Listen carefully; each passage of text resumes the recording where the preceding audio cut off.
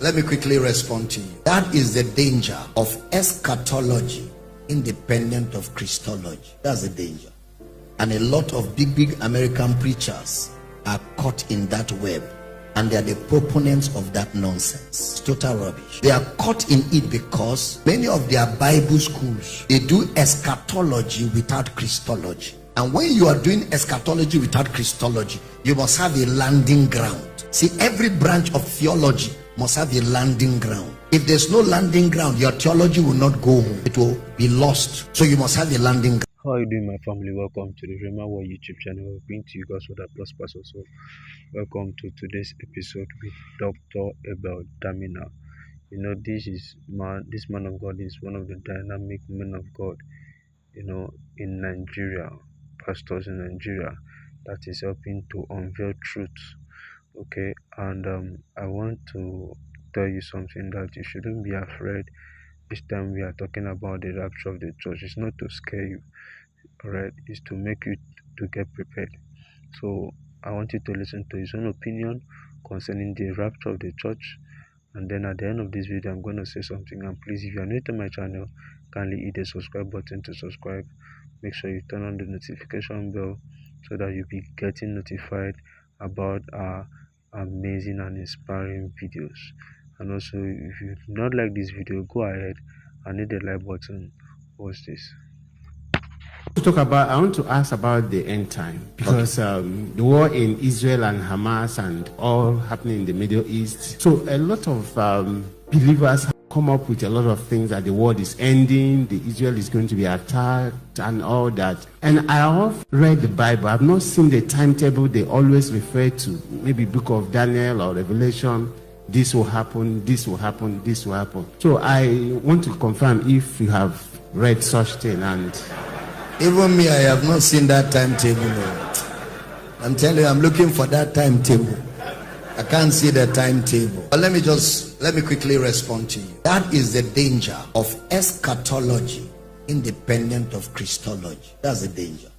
And a lot of big American preachers are caught in that web, and they are the proponents of that nonsense. It's total rubbish. They are caught in it because many of their Bible schools, they do eschatology without Christology. And when you are doing eschatology without Christology, you must have a landing ground. See, every branch of theology must have a landing ground. If there's no landing ground, your theology will not go home. It will be lost. So you must have a landing ground. So since they don't know Christ as the explanation of all things, they now use Israel as the explanation of all things, without understanding that there's no more Jew or Gentile, that Jesus has ended the importance of Israel. Israel now is not an important nation in the scheme of God's plan, because Jesus ended it. They were used in the Old Testament as a pattern, because Jesus couldn't have landed everywhere. He had to land somewhere, and from there reach the world. Unfortunately, he landed in Israel. So Israel became the pattern tribe that God used in his example to speak his plan to the world. But Israel didn't embrace him.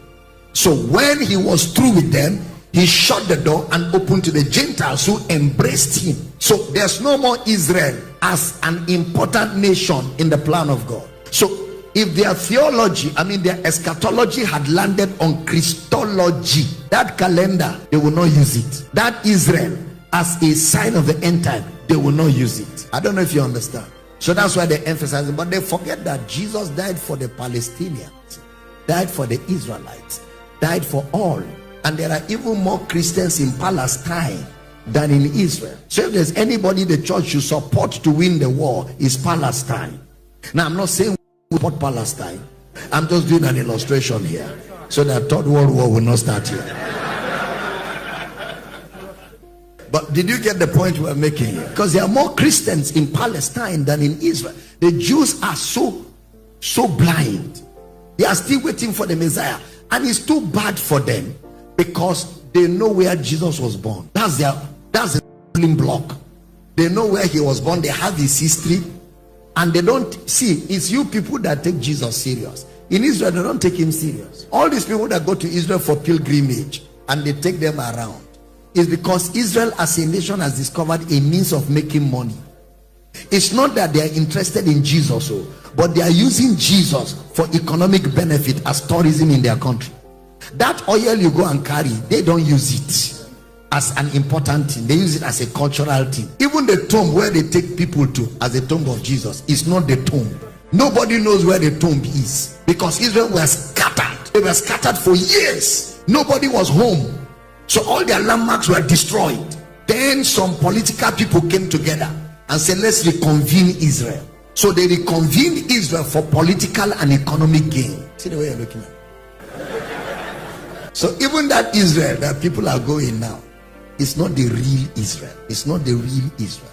But let's take it as Israel. I don't know if you understand. It's clear now? Yes. So don't be afraid. The end of the world is far. We have walk. Walk. Even in Lagos here.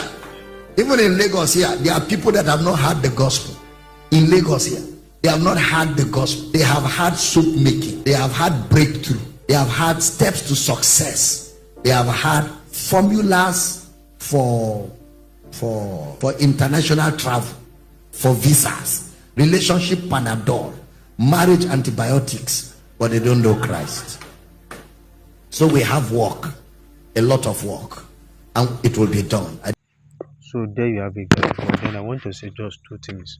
And number one is the rapture of the church is not as far as it is, but rather it is very close than ever before. And each day that passes is getting us closer to the rapture. And second thing is, we are being asked to pray for the nations of the world. We pray for our leaders and those in authority, and we ought to do that as a Christian. So that's it for today, guys. Like, subscribe, and share this video. I'll see you in my next video. Thanks for watching, guys. Goodbye.